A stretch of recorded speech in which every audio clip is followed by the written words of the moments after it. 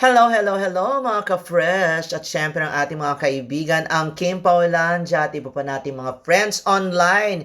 Eto na nga, ang dami na ngang kinilig dahil nagpaubaya si Kim at pinopromote pa, ikinakampanya pa ang kanyang jowa na si Paolo Avellino na iboto dyan sa darating na Seoul International Drama Awards kung saan isa si Paolo sa nominado sa Outstanding Asian Star sa hanay ng mga Pilipino. At syempre, kasama din naman dyan si Kim, di ba? At kitang-kita naman ang post ni Kim sa kanyang ex-media at sabi niya gano'n, "Hello fam, let's vote for Pao naman this time para siya naman maka-experience mag-Korean. Hihihi, exciting mag-Korean si Mi at Paolo Avellino. Salamat po sa lahat ng bumoto na." O di ba napaka-sweet naman talaga ni Kim. Imagine hindi niya na iniisip ang kanyang sarili at gusto niya ngang ibigay kay Paolo ang moment na ito na magkaroon naman ng international awards diyan sa Korea ang kanyang kyowa. At tagumpay ha, biruin nyo, nakaka 52.23% na sa votes or porsyento ng votes etong si Paolo. At pumapangalawa si Kim ha, na may 40 plus votes. 'Di ba? Percent of votes. O, 'di ba? Hindi nagkakalayo itong dalawang ito, 'di ba? Magjowaan talaga, magjowa ang galawan talaga. At napakabait ni Kim para lang kay Paolo, magsusuporta siya at ibibigay niya ang moment na 'yan at hindi siya nagdadalawang isip na mag-giveaway naman kay Paolo para at least naman, 'di ba, sabay sila at pareho silang merong award diyan.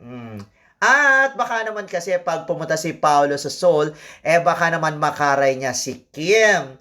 O, di ba? At makikita natin hindi lang si Paolo at si Kim ang nominado dyan. Nandiyan dyan si Ann Curtis, si Kyla Estrada, si Ami Austria, Angelica Panganiban at ang baguhang si Anton Vinson. Pero kung makikita natin ang ranking, ay talaga namang nangunguna si Paolo Avellino at syempre pumapangalawa si Kim. Wala man lamang kumalahati sa votes or sa percentage ng votes ang ibang nominado dyan. At syempre, super support naman ang Kim Paulandia na ibibigay talaga nila ang kalang 100% na suporta o votes kay Paolo Avellino. Syempre, kung sino ang mahal ni Kim, no? Mahal din mga Kim Pao.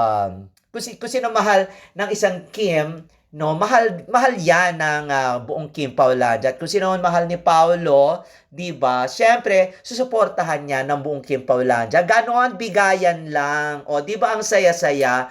Imagine pag nagkataon ay pareho sa silang may award ni Kim dyan sa Seoul International Drama Awards. Ay, napakaganda ni Kim in fairness. Kahit nagkalaman ay blooming na blooming si Kim. At iba talaga ang nagagawa ng pag-ibig, hindi ba? Bumibigay ng bonggang-bongga. At napaka-sexy ni Kim. Napakaswerte din naman ni Paolo na makuha ang trust, ang love ng isang Kim Chiu.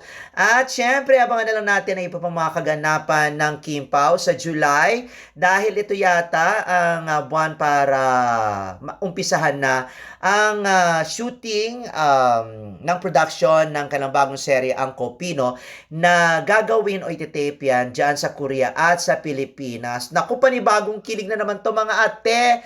Alright, bye-bye! At sana maging masaya tayo para sa dalawang ito. At huwag na tayo mag-isip ng mga kung ano-ano. Darating ang time na sila rin magkakatuluyan at magugulat na lang tayo, di ba? Ang importante, happy sila. Babu!